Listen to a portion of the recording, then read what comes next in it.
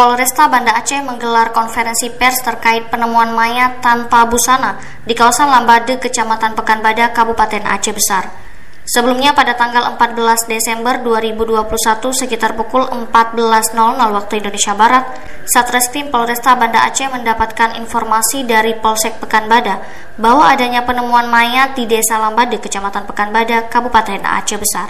Atas informasi tersebut, personil Satreskrim dan Satintelkam Polresta bergerak untuk memastikan kebenarannya. Sesampainya di TKP, ternyata benar bahwa ada ditemukan mayat di pinggir hutan Desa Lambade yang dengan terbungkus jas hujan, ya, warna hijau dan terikat di bagian kakinya.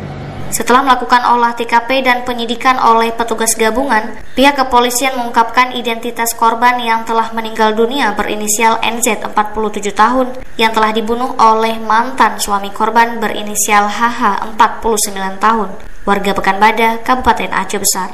Selanjutnya tim melakukan penyelidikan intensif tentang siapa yang terakhir berkomunikasi dan berjumpa dengan korban. Ternyata dari hasil penyelidikan, ya, kita dapatkan informasi bahwa mantan suaminya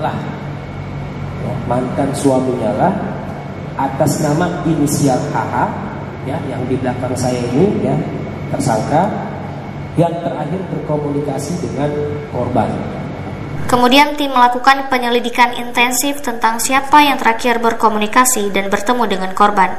Dan dari hasil penyelidikan, mantan suaminya lah yang terakhir berkomunikasi dengan korban.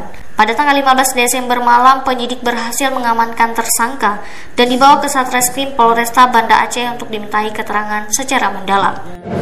Selama interogasi yang dilakukan oleh kita semuanya, oleh tim, ya, kita mencoba menggali alibi-alibi yang bersangkutan.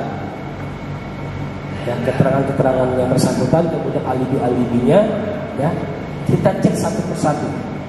Dan ternyata banyak ketidaksesuaian antara pernyataannya dengan kenyataan. Begitu. Ya, alibinya kita cek apa yang dilakukan semuanya segala macam, bla bla bla bla bla, ya. Ternyata tidak bersesuaian dengan apa yang disampaikan.